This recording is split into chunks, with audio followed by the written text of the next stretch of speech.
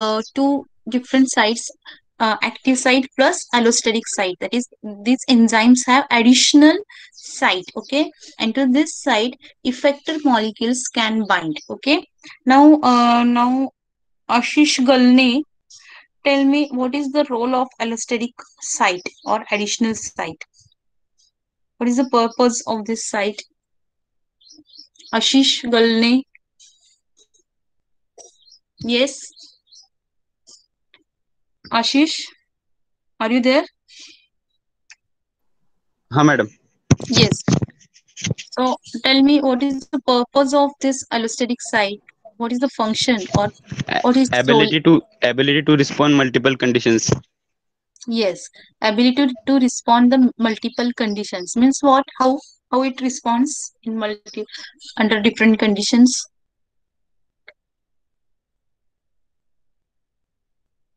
तुमचं काही अंडरस्टँडिंग असेल ते सांगा की एलोस्टेरिक साइट्सचा काय रोल आहे.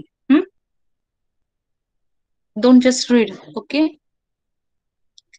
तुम्हाला काय समजलंय ते थोडं सांगायचं की एलोस्टेरिक म्हणजे काय, की एक ऍक्टिव्ह साईट व्यतिरिक्त ऍडिशनल साईट असते, एलोस्टेरिक साईट असते की ज्याला इफेक्टर मॉलिक्युल्स बाइंड होतात. So after binding of effector molecule what happens?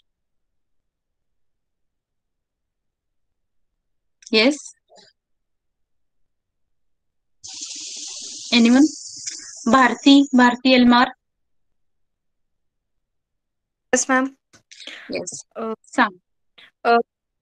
Means ma'am reaction activate होते किंवा इनिबिट होती, दोन्हीतलं एक काहीतरी होतं व्हेरी गुड. ज्यावेळेस बाइंडिंग सो होतं. येस, इफेक्टर मॉलिक्युल जेव्हा त्या ऍडिशनल साईटला म्हणजेच ॲलोस्टेरिक साईटला बाइंड होतो तेव्हा त्या बाइंडिंगमुळे इफेक्टर मॉलिक्युल त्या एन्झाईमला ॲलोस्टेरिक साईटला बाइंड झाल्यामुळे त्या एन्झाईमच्या कन्फर्मेशनल त्याच्यामध्ये कन्फर्मेशनल चेंजेस होतात एन्झाईमच्या स्ट्रक्चरमध्ये. म्हणजेच एन्झाईमचं स्ट्रक्चर थोडंसं अल्टर होतं, चेंज होतं. मग स्ट्रक्चरल चेंजेस जे होतात ते मेनली कुठे होतात तर ऍक्टिव्ह साईटमध्ये होतात. ऍक्टिव्ह साईटमध्ये चेंजेस झाल्यामुळे काय होतं, एक तर त्या ऍक्टिव्ह साइट्स मधल्या ज्या बाइंडिंग साइट्स असतात, बाइंडिंग साइट्स कुणासाठीच्या? सबस्ट्रेटसाठीच्या, की जो सबस्ट्रेट आता प्रॉडक्ट मध्ये कन्वर्ट होऊ शकतो. आलं लक्षात? सो त्या बाइंडिंग साइट्स आहेत. मग बाइंडिंग साइट्स म्हणजे काय, तर तिथे काही स्पेसिफिक अमिनो ऍसिड्स असतात. तुम्हाला माहिती की enzymes mainly they are composed of amino acid, these are proteins, so they are composed of amino acid. So active साइटला ज्या अमिनो ऍसिड्स असतात त्या अमिनो ऍसिड्स, त्यातले काही amino acids they have role or they play important role in binding with substrate. Okay, so they provide the binding site for the substrate.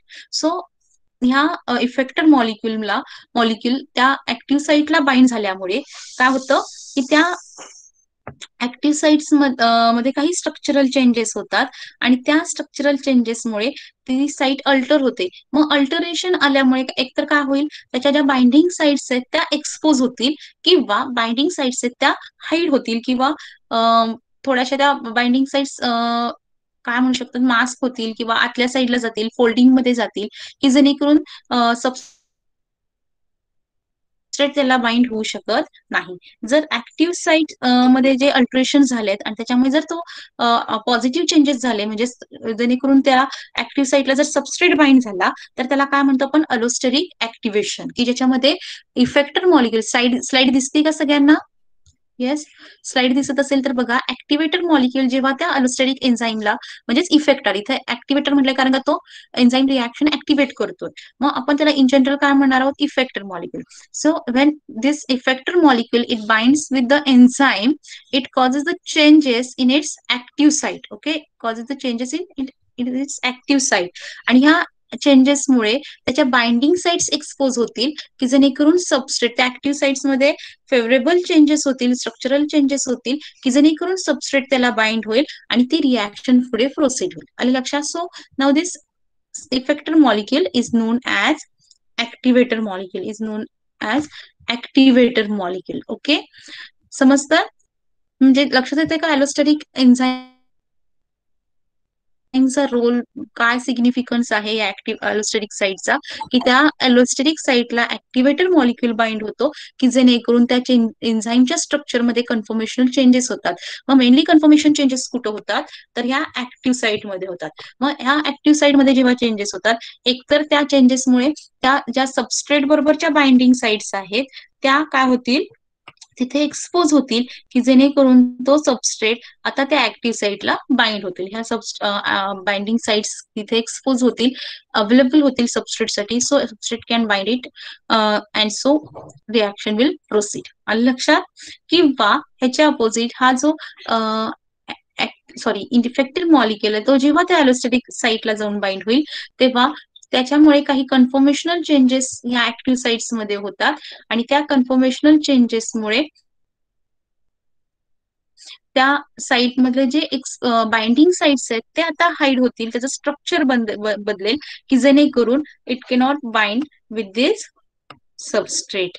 So reaction get inhibited. Okay, so now this effector molecule is known as inhibitor molecule. Okay, so हा जो main purpose आहे की तिथे effector molecule, मग एकतर तो ऍक्टिव्हेटर असेल किंवा इनिबिटर असेल, त्याच्या बाइंडिंगमुळे एन्झाईमच्या स्ट्रक्चरमध्ये चेंजेस होतात, कन्फर्मेशनल चेंजेस होतात, त्याच्यामुळे ऍक्टिव्ह साईटमध्ये कन्फर्मेशनल चेंजेस येतात. मग त्या कन्फर्मेशनल चेंजेसमुळे एकतर रिॲक्शन ऍक्टिव्हेट होईल किंवा इनिबिट होईल. ऍक्टिव्हेट कधी होईल, जेव्हा बाइंडिंग साईट्स एक्सपोज होतील. इनिबिट कधी होईल, जेव्हा बाइंडिंग साईट्स हाईड होतील. इथे लक्षात समजतंय? स्ट्रक्चर इनकॉम्पॅटिबल होईल, की जेणेकरून तिथे सबस्ट्रेट बाइंड होणार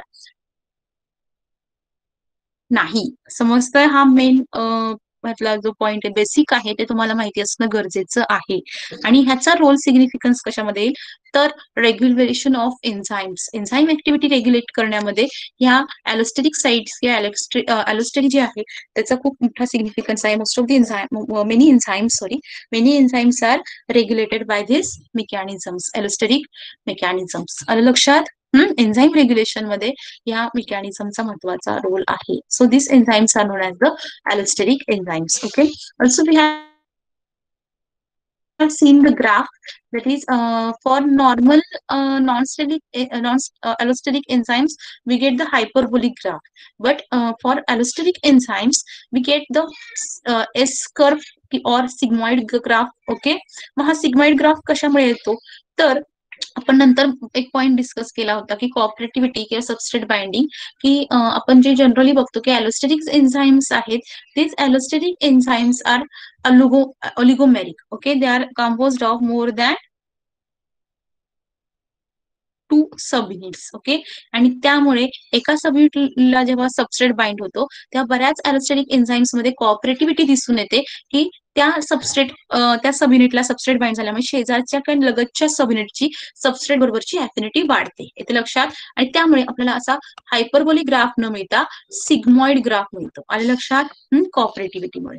समजतंय? आपण हा पॉइंट मागच्या वेळी डिस्कस केला होता, कोऑपरेटिव्हिटी. त्याच्यानंतर नेक्स्ट आपण बघितलं अलोस्टेरिक regulation mechanisms. There are two mechanisms which can explain the allosteric regulations. Okay, so these mechanisms, they are based on the substrate and effector molecules. Okay, so first is the homotropic regulation and second is the heterotropic regulation. So homotropic regulations, here the substrate molecule acts as an effector also, means in case of homotropic regulation substrate and effector molecules both are same. इथे लक्षात, म्हणजे substrate आणि effector हे दोन्ही same आहेत. समजतंय का? इथे वेगळा इफेक्टर मॉलिक्युल लागणार नाही. समजतं? आणि मग अशा वेळी जनरली तुम्ही लॉजिकली सांगू शकता की जेव्हा सबस्ट्रेट अलोस्टेरिक साईटला बाइंड होईल तेव्हा ऑब्व्हियसली तो काय करतो, त्याच्या ऍक्टिव्ह साइट्स मधल्या ज्या बाइंडिंग साइट्स आहेत त्या एक्सपोज होतील आणि तिथे दुसरा सबस्ट्रेट येऊन बाइंड. म्हणजेच काय, की मोस्टली एन्झाईम ऍक्टिव्हेशन तुम्हाला या केसमध्ये झालेलं दिसतं. Okay, it is also called as the cooperativity. Cooperativity म्हणजे काय ते आपण आता डिस्कस केलं. कोऑपरेटिव्हिटी मीन्स की allosteric enzymes, as I told you, these are the oligomeric enzymes. Oligomeric enzymes means they are composed of more than 1 subunits. 2 subunits असतील, 3 subunits असतील, 4 subunits असतील. ओके, मग इथे एक एक्झाम्पल घेतलं. ऍक्च्युली हिमोग्लोबिनचे एन्झाईम नाहीये, पण कोऑपरेटिव्हिटी एक्सप्लेन करण्यासाठी तिथे एक्झाम्पल घेतलेलं आहे. Haemoglobin it is composed of 4 subunits. Okay, 4 monomers एकत्र येऊन 4 पॉलिपेप्टाइड चेन्स एकत्र येऊन हिमोग्लोबिन प्रोटीन बनलं असतं, ग्लोबिन प्रोटीन तयार झालेलं असतं. ओके, आणि त्याच्यामध्ये तो हिम ग्रुप असतो. सो ह्या 4 सबयुनिट्सला पैकी एका सबयुनिटला, पहिल्या सबयुनिटला जेव्हा ऑक्सिजन बाइंड होतो तेव्हा ऑक्सिजन आणि सबयुनिटच्या त्या प्रोटीन सबयुनिटच्या बाइंडिंगमुळे शेजारच्या सबयुनिटची ऑक्सिजनशी असलेली ॲफिनिटी वाढते, इथे लक्षात. आणि त्यामुळे तो सबयुनिट पटकन दुसऱ्या ऑक्सिजन मॉलिक्यूलला बाइंड होईल, इथे लक्षात. म्हणजे पहिल्या सबयुनिटला जेव्हा सबस्ट्रेट म्हणजेच ऑक्सिजन जाऊन बाइंड होतो तेव्हा शेजारचा जो सबयुनिट आहे, नियरबाय सबयुनिट आहे जो, त्या सबयुनिटची त्याच्या सबस्ट्रेटशी असलेली ॲफिनिटी वाढवली जाते आणि त्यामुळे तो सबस्ट्रेट त्याला येऊन बाइंड होईल. तो सबस्ट्रेट बाइंड झाला की तिसरा म्हणजे नेक्स्ट सबयुनिटची ॲफिनिटी अजून वाढेल, त्याला ऑक्सिजन जाऊन बाइंड होईल. नंतर चौथा म्हणजे ही जी बाकीच्या सबयुनिट्सची सबस्ट्रेट बरोबर असलेली ॲफिनिटी किंवा बाइंडिंग पटकन होणार आहे, बाइंडिंग ॲफिनिटी वाढते, ह्याला आपण काय म्हणतो, कोऑपरेटिव्हिटी. लक्षात, समजतंय. And this cooperativity is seen in homotropic regulation. समजतंय. Then next type of regulation is heterotropic regulation. So here substrate and effector both molecules are different, and so mostly it is observed in inhibition type of enzyme regulation. That is, this effector molecule may activate or inhibit the enzymes. बऱ्याच वेळा activation ही होतं आणि inhibition ही त्या एन्झाईमचं केलं जातं. Example पुन्हा हिमोग्लोबिनचं दिलं. तुम्हाला माहिती आहे की haemoglobin protein it can bind with CO2 molecule also. Okay, मग CO2 मॉलिक्युल बाइंडिंग कसं होतं बघा. CO2 जेव्हा मॉलिक्युल त्या बाइंडला होईल तेव्हा त्याची ऑक्सिजन बरोबर बाइंडिंग कमी होतं, लक्षात. म्हणजेच काय तर ती ऑक्सिजन बरोबरचं बाइंडिंग इनिबिट होतं. ऑक्सिजन म्हणजे जो त्याचा मेन सबस्ट्रेट आहे त्याच्याबरोबर तो बाइंड होऊ शकत नाही, त्याचं इनिबिशन, ती बाइंडिंग इनिबिट केलं जातंय, लक्षात. So this is known as the heterotropic regulation. This is diagram which shows the heterotropic and homotropic allostery. Heterotropic allostery, also we have seen that is these enzymes, they found either in tense or relaxed conformation. Okay, म्हणजे जे आपण म्हणतो की substrate किंवा लिगॅन्ड थोडक्यात म्हणू शकतो. मग सबस्ट्रेट असेल किंवा इफेक्टर मॉलिक्युल असेल, तो जेव्हा त्या एन्झाईम मॉलिक्युलला आपण बाइंड होईल तेव्हा एन्झाईम मॉलिक्युल्स मध्ये कन्फर्मेशन चेंजेस होतात आणि मग त्यापैकी एक कन्फर्मेशन टेन्स कन्फर्मेशन म्हणून आयडेंटिफाय केलं जातं आणि दुसरं relax conformation. Okay, so relax conformation it has more affinity for substrate. सबस्ट्रेटला पटकन रिलॅक्स कन्फर्मेशन मध्ये जर एन्झाईम असेल तर ते पटकन बाइंड होईल. सबस्ट्रेट बरोबर त्याची ॲफिनिटी जास्त असते as compare to tense conformation. Okay, so in case of heterotropic allostery you can see this relaxed conformation which has affinity for more affinity for ligands, मग सबस्ट्रेट असेल किंवा effector. So there are two different molecules, one is substrate and second is effector molecule. So both these molecules are different. Okay, and they can regulate the activity of enzymes. Okay, जेव्हा हा लिगॅन्ड त्याला bind होतो तेव्हा त्याच्या confirmation मध्ये changes झालेले तुम्हाला दिसून येतात. इथे लक्षात, इथे तुम्हाला सॉरी त्याचा इफेक्टर मॉलिक्युल बाइंड होईल, इथे लिगॅन्ड म्हणजे सबस्ट्रेट बाइंड झालेला दिसतो आणि दोन्हींच्या बाइंडिंगमुळे त्याच्या कन्फर्मेशन मध्ये चेंजेस झालेले दिसून येतील. Next is the homotropic allostery. Homotropic allostery in this case both effector and substrate molecules are same. So जेव्हा आणि कोऑपरेटिव्हिटी आपल्याला दिसून येते त्याच्यामुळे जेव्हा फर्स्ट लिगॅन्ड बाइंड होतो, ह्या जे रिलॅक्स्ड कन्फर्मेशन आहे त्याच्यामध्ये जेव्हा फर्स्ट लिगॅन्ड किंवा फर्स्ट सबस्ट्रेट जेव्हा बाइंड होतो तेव्हा त्याच्या एका सबयुनिट मध्ये झालेले कन्फर्मेशन हे तुम्हाला सगळ्या सबयुनिट्स मध्ये झालेले दिसतील, की ज्याच्यामुळे काय होतं की दुसरा सबस्ट्रेट त्याला लगेच बाइंड होऊ शकतो, त्याची बाइंडिंग ॲफिनिटी वाढलेली असते. येते लक्षात. म्हणजे फर्स्ट सबयुनिटला जेव्हा लिगॅन्ड किंवा सबस्ट्रेट बाइंड होईल तेव्हा ते कन्फर्मेशनल चेंजेस हे सगळ्या सबयुनिट मध्ये पास केले जातील, कन्व्हे केले जातील आणि त्याच्यामुळे त्यांची त्या लिगॅन्डशी किंवा सबस्ट्रेटशी असलेली ॲफिनिटी वाढेल. आणि लक्षात, इथपर्यंत समजलंय का बघा. आपण मागच्याही डिस्कस केलेलं आहे, पण तुम्ही थोडंसं परत नंतर ह्या स्लाइड्स किंवा याच्या संदर्भात वाचणं गरजेचं आहे, तरच ते लक्षात राहील. ह्या ज्या बेसिक्स आहेत ते तुम्हाला माहिती असणं गरजेचं आहे. Next Allosteric inhibition and allosteric activation. We have discussed this point. When inhibitor binds to the enzyme, all the active sites of the complex protein complex of the enzyme, it undergoes the conformational changes so that the activity of enzyme decreases. त्या allosteric साईटला inhibitor effector molecule जेव्हा जाऊन bind होतो तेव्हा त्या protein complex मध्ये त्या enzyme molecule मध्ये काही कन्फर्मेशनल चेंजेस होतात, जसं आपण मगाशी बोललो की जेणेकरून त्या एन्झाईमची ऍक्टिव्हिटी डिक्रीज होते. मग कन्फर्मेशनल चेंजेस कोणत्या प्रकारचे असतील तर मगाशी सांगितलं की ऍक्टिव्ह साइट्स मधल्या बाइंडिंग साइट्स हाईड होतात की जेणेकरून तिथे सबस्ट्रेट बाइंड होऊ शकत नाही. ऍक्टिव्ह साइटचं स्ट्रक्चर चेंज होतं, ते त्या सबस्ट्रेट बरोबर कॉम्पॅटिबल असू शकत नाही आणि त्याच्या कम्पॅटिबल राहत नाही आणि त्याच्यामुळे तिथं सबस्ट्रेट बाइंड होऊ शकत नाही. The activity of the enzyme start to decrease. Then next is the allosteric activation. When activator effector molecule it binds, it increases the function of active sites. Means it exposes the binding sites for the substrate. Okay, so substrate can readily bind, and then it results in increased binding of substrate molecule and conversion of substrate into product. Okay, so these are the two types of the allosteric enzyme mechanisms. Next is now we have seen the two mechanisms, homotrophic and heterotrophic regulations. Okay, now these two mechanisms are explained by the different models. Okay, the different models have been proposed. Slide दिसते का बरोबर तीच? Yes.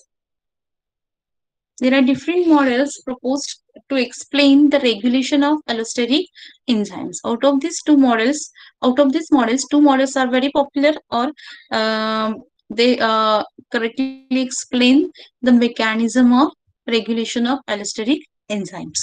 So, these models, first is the concerted MWC model, which put forth by Monod, Wyman, and Chengiux, or by and second model is the sequential model, which is also known as KNF model.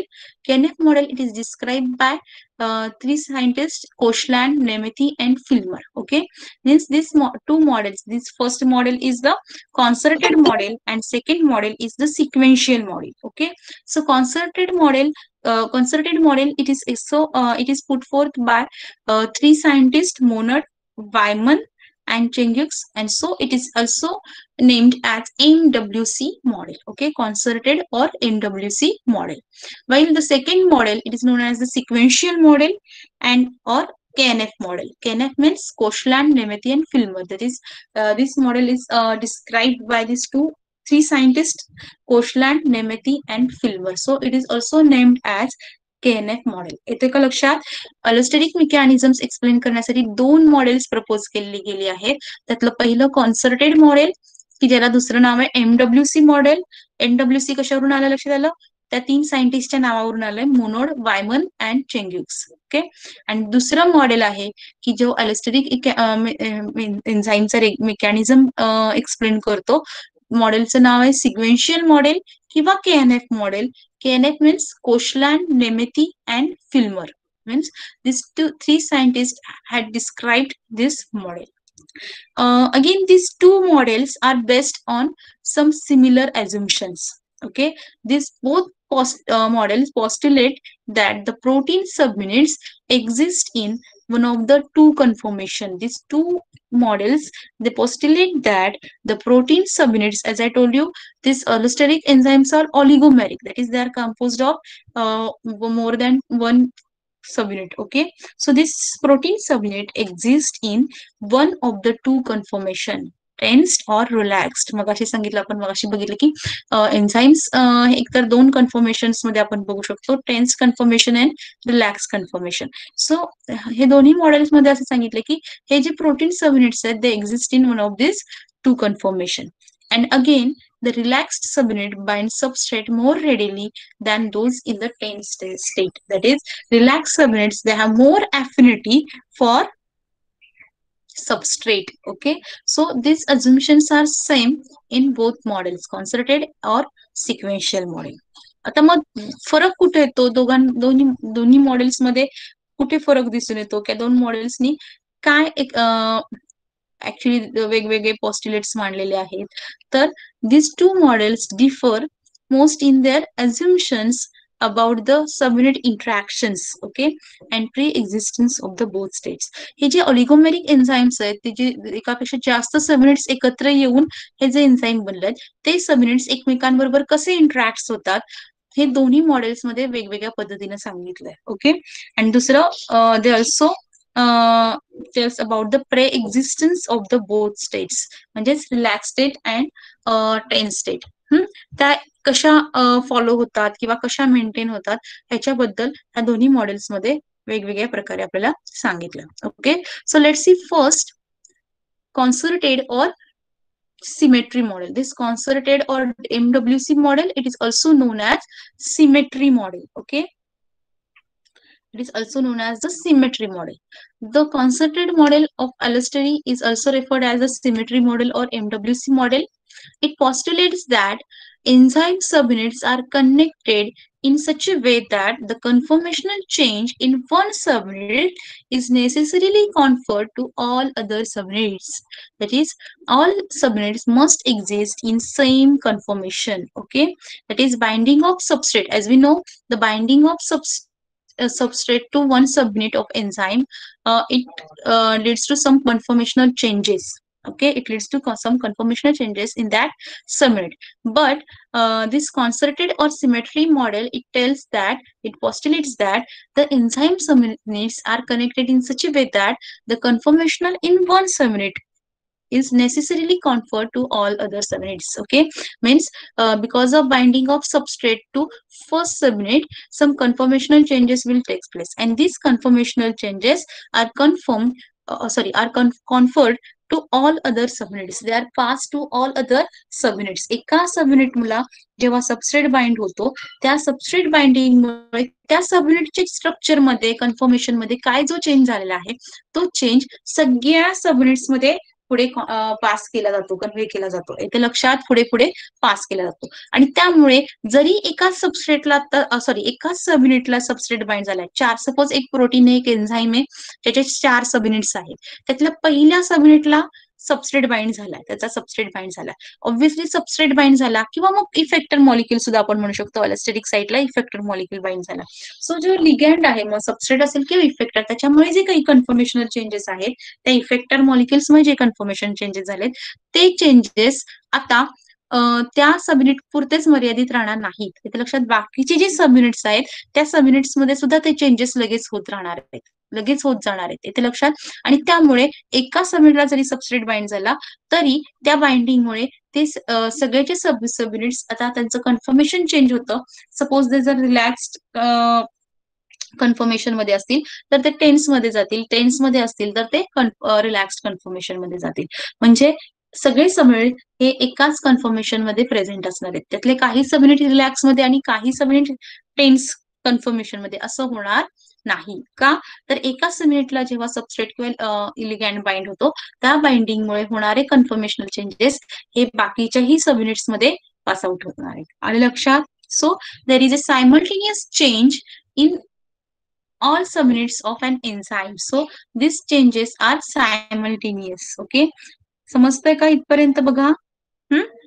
So all subunits are either present in R form. R form, it is considered as an active form, which actually these R forms or relaxed state has more affinity for substrate. So it is considered as an active form. Okay, so these all subunits are present in R form, either present in R form or T form. T form, it is considered as an inactive form, which have less affinity to substrate. Okay, म्हणजे R form मधून T form मध्ये किंवा T form मधून R form मध्ये त्यांचं conformational changes होतील. काही subunit R आणि काही टी असं होणार नाही. झाला तर चेंज हा सगळ्या सबयुनिट्स मध्ये सायमल्टेनियसली होत असतो जेव्हा एका सबयुनिटला सबस्ट्रेट किंवा लिगॅंड बाइंड होतो. Okay, inhibitor shift the equilibrium. आता जर तो इफेक्टर मॉलिक्यूल जो लिगॅंड आहे आपण म्हणतो तो जर इनिबिटर असेल तर it shifts the equilibrium from T to R, that is R to T, that is towards the T, that is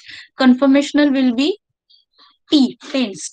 इथे लक्षात, टेन्स का तर it has a less affinity to substrate. समजतंय का बघा, जेव्हा तो इनिबिटर असेल त्या लिगॅन्ड इनिबिटर लिगॅन्ड असेल, इफेक्टर मॉलिक्युल असेल, जेव्हा तो त्याच एन्झाईमला बाइंड होईल तेव्हा कन्फर्मेशन शक्यतो हे टी कडे शिफ्ट होतं आणि त्याच्यामुळे ती रिॲक्शन इनिबिट होईल. आणि जर तो ऍक्टिव्हेटर मॉलिक्युल असेल then it shift the equilibrium. Equilibrium का म्हटलं बघा, टेन्स आणि आर फॉर्म्स, टेन्स आणि रिलॅक्स्ड फॉर्म किंवा कन्फर्मेशन हे इक्विलिब्रियम स्टेट मध्ये असतात. येथे लक्षात, इक्विलिब्रियम स्टेट, इक्विलिब्रियम स्टेट तुम्ही माहिती आहे का इक्विलिब्रियम स्टेट बद्दल? येस, इक्विलिब्रियम म्हणजे काय, काय सांगता येईल इक्विलिब्रियम बद्दल, बोला कोण सांगेल? इक्विलिब्रियमचा अर्थ काय होतो?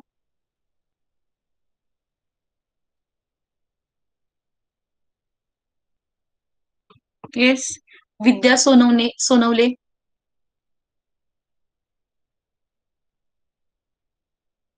विद्या,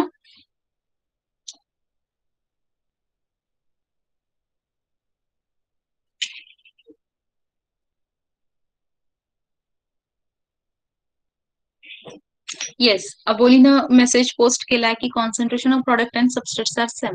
म्हणजे त्या कंडिशनला, त्या स्पेसिफिक कंडिशनला काही प्रॉडक्ट्स असणार आहेत आणि काही सबस्ट्रेट. इथे लक्षात, म्हणजे प्रॉडक्ट आणि सबस्ट्रेटचं कॉन्सन्ट्रेशन इक्वल आहे. आपण एन्झाईमच्या बाबतीत किंवा एखाद्या रिॲक्शनच्या बाबतीत बोलतोय. मग इथे काय कसं अप्लाय करता येईल? इथं कसं अप्लाय करता येईल की त्या स्पेसिफिक फेजला हा एन्झाईम्स हे टेन्स कन्फर्मेशन मध्ये असतील आणि हा रिलॅक्स कन्फर्मेशन मध्ये असतील. येथे लक्षात, म्हणजे दोघांमध्ये इक्विलिब्रियम स्टेट अचीव झाली.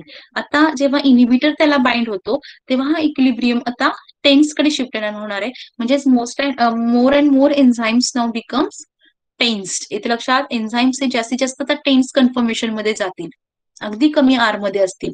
म्हणजे जास्तीत जास्त एन्झाईम कन्फर्मेशन काय होणार आहे आता, टेन्स कडे शिफ्ट होणार आहे. आलं लक्षात? आणि जेव्हा इट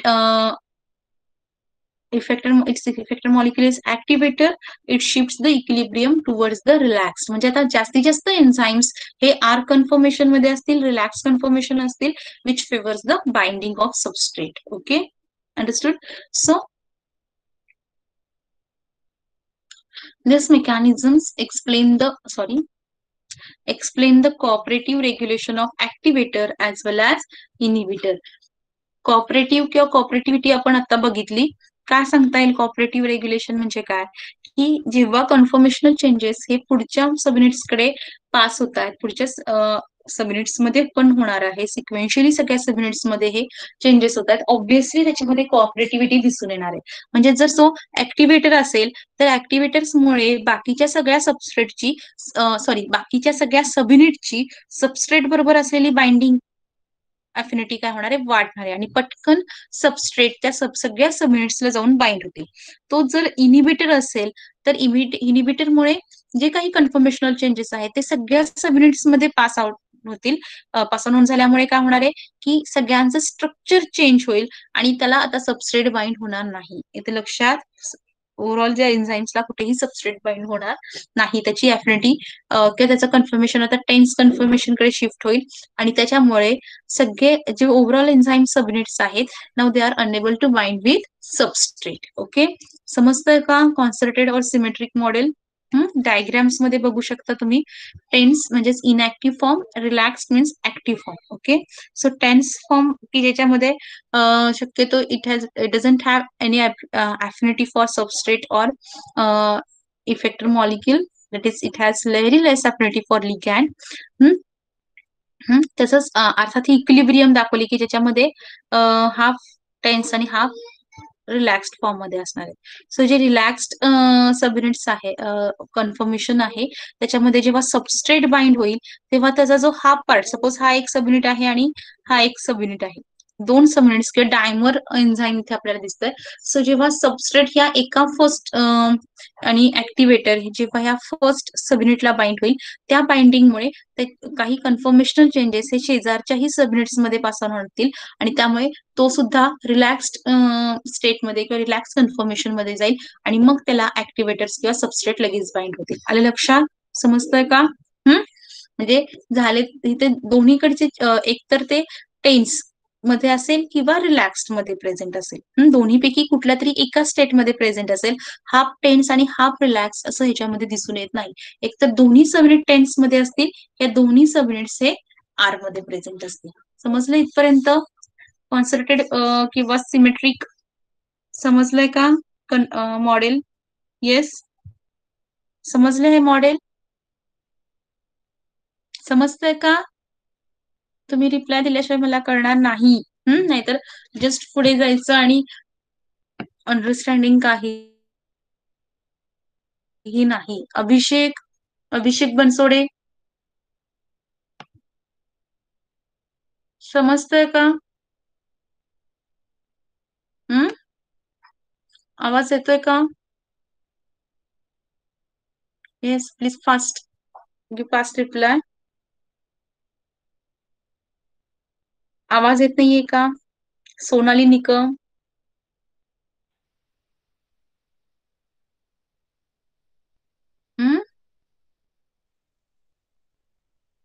मागच्या वेळी सारखं जर तुम्ही रिप्लाय देत नसाल तर मग तुम्हाला मीटिंग मधून रिमूव्ह केलेलंच बरं.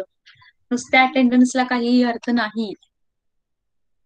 अटेंडन्स तुमचा हा एक्झाम फॉर्म भरताना बघितला जातो, माहितीये तुम्हाला. बरोबर आहे ना?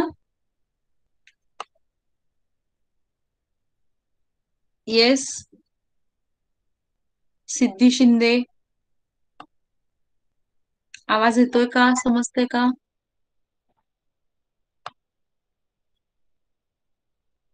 बोला.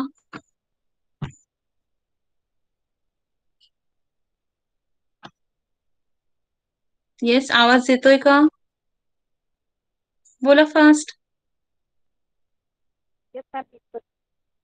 समजलं का हा पॉइंट? समजतोय का point?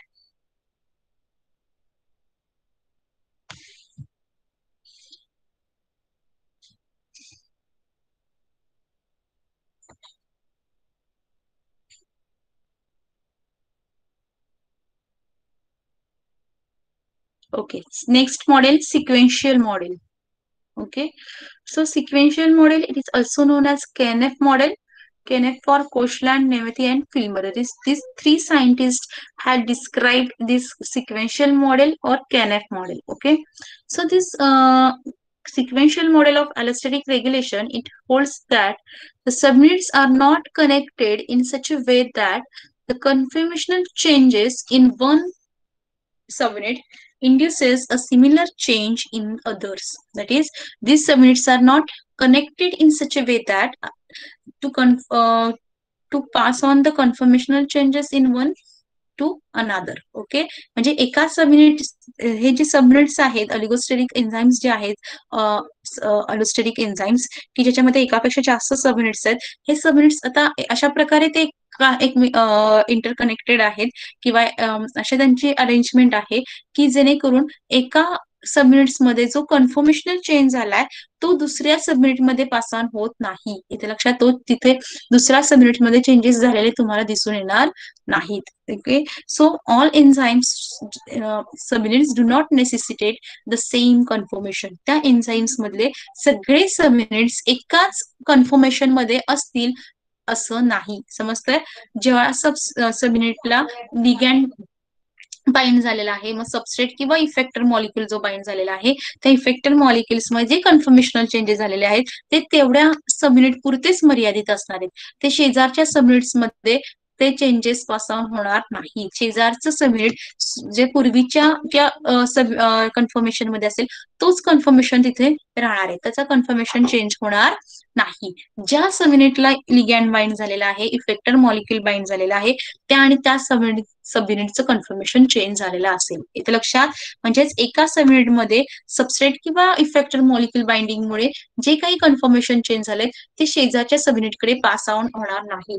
And so not all enzymes are present in same conformation. Okay, moreover, the sequential model, it dictates that the molecules of a substrate bind via induced fit protocol. It binds via induced fit protocol. आता induced fit model म्हणजे काय आपण शिकलेलो आहोत. induced fit protocol म्हणजे काय, तर substrate नुसार त्या त्या एन्झाईमच्या ऍक्टिव्ह साईटमध्ये कन्फर्मेशन मध्ये चेंजेस होतात. म्हणजेच सबस्ट्रेट बाइंड होताना त्या सबस्ट्रेटमुळे त्या एन्झाईमच्या ऍक्टिव्ह साइट्स मध्ये स्ट्रक्चरल चेंजेस होणार आहेत and now then it becomes compatible to substrate. Induced fit म्हणजे काही चेंजेस त्या ऍक्टिव्ह साइट्स मध्ये इंड्यूस केले जातात according to the structure of substrate. इथे लक्षात सबस्ट्रेटच्या स्ट्रक्चरनुसार त्या एन्झाईमच्या ऍक्टिव्ह साइट्स मध्ये कन्फर्मेशनल चेंजेस इंड्यूस केले जातील. ओके, मग तोच प्रोटोकॉल इथं काय होतं फॉलो होतोय, that is substrate it binds via induce feet protocol. कारण का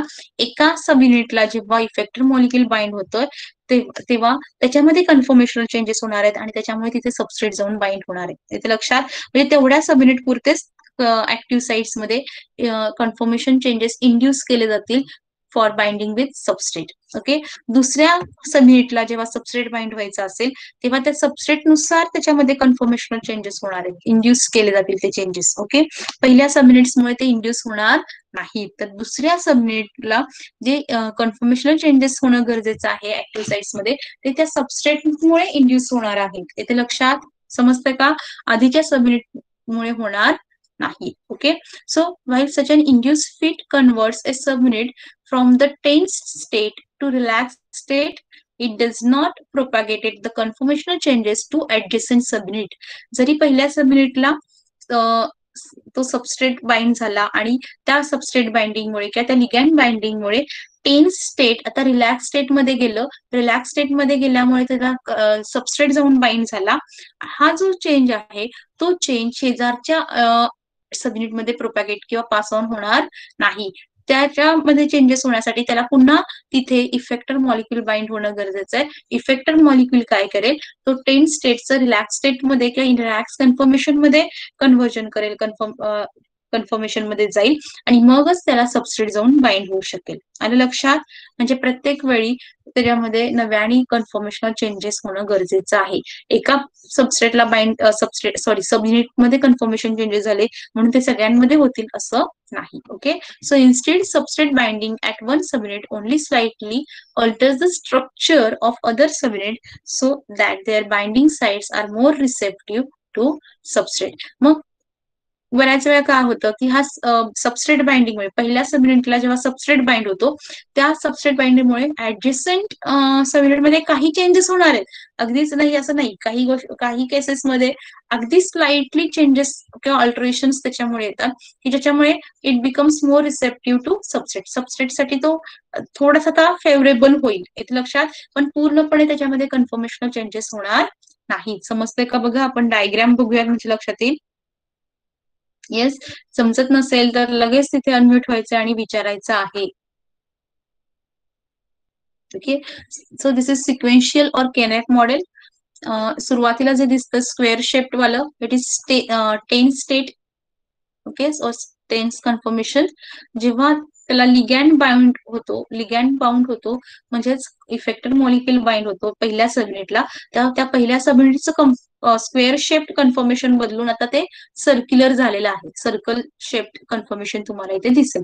मग तिथे सबस्ट्रेट जाऊन आता बाइंड होणार. ओके, मग जेव्हा दुसऱ्यांदा त्याला लिगॅंड बाइंड होईल दुसऱ्या सबयुनिटला तेव्हा त्या म्हणजे इथे लक्षात येईल बघा तुम्हाला, पहिल्यांदा स्क्वेअर शेप्ड कन्फर्मेशन आहे, त्याच्यानंतर त्यातल्या एका सबयुनिटला जेव्हा लिगॅंड बाइंड होतोय तेव्हा त्यातल्या एका सबयुनिट पुरताच हा चेंज झालेला आहे. एका सबयुनिट पुरताच चेंज हा मर्यादित राहिलेला आहे. बाकीचे जे सबयुनिट्स आहेत ते ऍज इट इज राहिलेले आहेत. पहिल्याच कन्फर्मेशन मध्ये ते दिसून येतात, त्यांचं कन्फर्मेशन चेंज झालेलं नाही. समजतंय, म्हणजे स्क्वेअर टू सर्कल हा जो चेंज आहे म्हणजे इथं डायग्रामॅटिक रिप्रेझेंटेशन आहे, हा जो कन्फर्मेशनल चेंज आहे it is restricted to only first subunit. Okay, so substrate now it can bind to the only first substrate. समजते, इथपर्यंत पहिल्या सबस्ट्रेटला तो बाइंड होईल. जेव्हा दुसऱ्या सबस्ट्रेटला लिगॅंड बाइंड होईल तेव्हा हा जो कन्फर्मेशनल चेंज आहे तो तर दुसऱ्या सबयुनिट मध्ये होईल आणि दुसऱ्या सबयुनिटला आता हे सबस्ट्रेट जाऊन बाइंड होईल. नंतर तिसरा आणि नंतर चौथा, म्हणजे सिक्वेन्शियली कन्फर्मेशन चेंजेस होतात. So this model is known as the sequential model. Okay, आता मगाशी जे आपण बोललो की पहिल्या सबयुनिट मध्ये जे चेंजेस झालेले आहेत त्या चेंजेसमुळे काही स्लाइट चेंजेस, स्लाइट अल्टरेशन्स हे ऍडजस्टंट सबयुनिट मध्ये होऊ शकतात. ओके, अँड नाउ म्हणजे कम्प्लीट अल्टरेशन्स होणार नाही, कम्प्लीट कन्फर्मेशन चेंज होणार नाही. जो मिडल स्टेजचा आपण म्हणू शकतो, इंटरमिजिएट स्टेज जे म्हणू शकतो आपण, की त्यासारखे चेंजेस तिथं होणार आहेत, की तो बिकम मोर काय म्हणू शकतो, ऍक्सेप्टेबल फॉर सबस्ट्रेट. ओके, पण पूर्णपणे त्याचं कन्फर्मेशन चेंज झालेलं नाही, इंटरमिजिएट कन्फर्मेशन असं आपण म्हणू शकतो. हे इंटरमिजिएट कन्फर्मेशन फायनल कधी होऊ शकेल, जेव्हा त्याला नव्याने दुसरा लिगॅन्ड मॉलिक्यूल किंवा इफेक्टर मॉलिक्यूल बाइंड होतो. आलं लक्षात? मग याच्यामध्ये दोन टाइप्स दिसतात. हा समजला का पॉइंट, स्लाइड चेंजेस वाला? येस, समजतोय का बघा, का पुन्हा एकदा सांगू? येस येस, फास्ट आन्सर द्या, लेक्चर वेळ संपत आलेली आहे. समजतंय का? की बऱ्याच वेळा फर्स्ट सबमिनिटला तो लिगॅन्ड किंवा इफेक्टर मॉलिक्यूल बाइंड झाल्यामुळे त्याच्या कम्प्लीट कन्फर्मेशनल चेंजेस होत नाहीत, स्लाइट अल्टरेशन्स किंवा स्लाइट चेंजेस त्याच्यामध्ये होतात, की जो आता आधीपेक्षा जास्त त्या सबस्ट्रेट बरोबर बाइंड होऊ शकतो, किंवा त्याची ऍक्सेप्टन्स लेवल किंवा बाइंडिंग लेवल थोडी वाढलेली असते, पण पूर्णपणे त्याचा कन्फर्मेशनल चेंज झालेला असत नाही. समजतंय?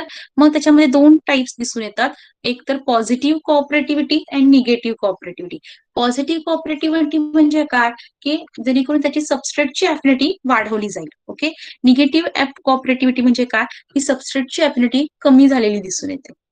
सो समजा पॉझिटिव्ह कोऑपरेटिव्हिटी मध्ये बघा, की this green circle it has the more substrate affinity as compare to yellow square as compared to white square. So white square it has very less or very little substrate affinity. Then he G intermediate stage आहे, जो yellow square दिसतोय, it has slight affinity or it has slightly increased affinity for substrate, की स्वतः substrate बरोबर bind होऊ शकतो. Okay, intermediate changes आहेत, आणि त्याचं पण तो कधी बाइंड होईल, जेव्हा तो कम्प्लिटली ह्या ग्रीन सर्कल मध्ये कन्वर्ट होईल, त्या ग्रीन सर्कल कन्फर्मेशन तो अचीव्ह करेल तेव्हाच. आलं लक्षात? म्हणजेच काय, तर पॉझिटिव्हिटी किंवा सबस्ट्रेट अफिनिटी वाढलेली दिसते, square white square two yellow square two green circle. म्हणजे थोडक्यात सबस्ट्रेट अफिनिटी वाढत्या क्रमाने किंवा इन्क्रीजिंग आहे असं आपण म्हणू शकतो. म्हणून त्याला आपण काय म्हणलंय, पॉझिटिव्हिटी, पॉझिटिव्ह कोऑपरेटिव्हिटी. ओके, समजतंय का? म्हणजे ह्याच्यापेक्षा ह्याची जरा अफिनिटी जास्त आहे, आणि ह्याच्यापेक्षा ह्याची अफिनिटी जास्त आहे. आणि लक्षात, ह्याच्या अपोजिट बघा, निगेटिव्ह कोऑपरेटिव्हिटी, की ह्या स्क्वेअर शेपचं जर त्याच्यामध्ये स्लाइटली चेंजेस झाले, आणि तो जो इंटरमिजिएट स्टेज आहे आपण म्हणतो, ती जर येलो स्क्वेअर म्हणजे ती, त्याला जर लेस अफिनिटी असेल, तर ऑब्व्हियसली पुढे त्याला सबस्ट्रेट बाइंड होणार नाही. त्याच्या पुढे जे काही कन्फर्मेशनल चेंजेस होतील त्याच्यामध्ये त्या कन्फर्मेशनल चेंजेसमुळे तिथे सबस्ट्रेट जाऊन बाइंड होणार नाही. समजतं?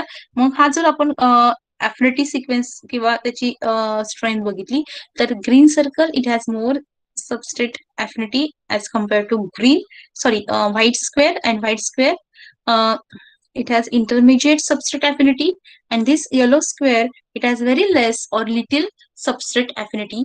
Okay, so it does not bind, it will not bind with substrate, आणि त्यामुळे ती अफिनिटी किंवा सबस्ट्रेट अफिनिटी ही कशी निगेटिव्ह, म्हणजेच का, तर डिक्रीजिंग ऑर्डर मध्ये तुम्हाला दिसते. जर त्या व्हाईट स्क्वेअर मध्ये कन्फर्मेशनल चेंजेस होऊन जर येलो स्क्वेअर कन्फर्मेशन तयार झालं, तर तो त्या सबस्ट्रेटला बाइंड होणार नाही. म्हणजेच ही काय झाली, निगेटिव्ह कोऑपरेटिव्हिटी, इनहिबिशन. ओके, समजतंय का? समजलं हा पॉइंट? येस येस स्टुडंट, अरे बोला, आज गुरुवारचं काही मौन व्रत वगैरे आहे की काय? बोलायचंय फटाफट. येस, कोणी एक बोलू शकत नाही? आहात का सगळे? आकाश? हो मॅम, समजले समजले. समजले, मग बोलायचं. हा, आता तुम्ही ग्रॅज्युएट होणार आहात, ओके. समोरच्यानी जर विचारलेल्या प्रश्नाचं उत्तर जर तुम्हाला देता येत नसेल, तर तुम्ही 12th मधून फर्स्ट इयरला आलात आणि आता ग्रॅज्युएट होऊन बाहेर पडतायत, तर तुमच्यामध्ये काही चेंजेस झाले, कन्फर्मेशनल चेंजेस होणं गरजेचं आहे ना. काय आहे तसंच कन्फर्मेशन राहिलंय तुमचं, नाही ना. नॉलेज लेवलवर किंवा पर्सनॅलिटी लेवलवर काही चेंजेस होणं गरजेचं आहे, तरच तुम्ही पुढे हायर एज्युकेशन MSc सारखे PG लेवलला जाऊ शकता, किंवा जॉबसाठी जायचं असेल तर ऑब्व्हियसली तुम्हाला तिथे स्वतःचे स्किल्स स्वतःला रिप्रेझेंट करणं गरजेचं आहे, कॉन्फिडेंटली बोलणं गरजेचं आहे. समजलं असेल तर समजलं, नसेल तर नसेल. ओके, समजतंय का? हो ma'am. Okay.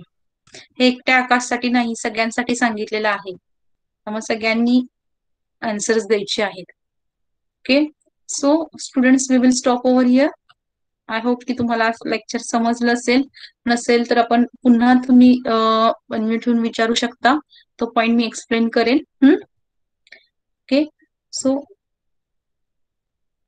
we will continue this topic in next lecture. Thank you so much. Stay safe.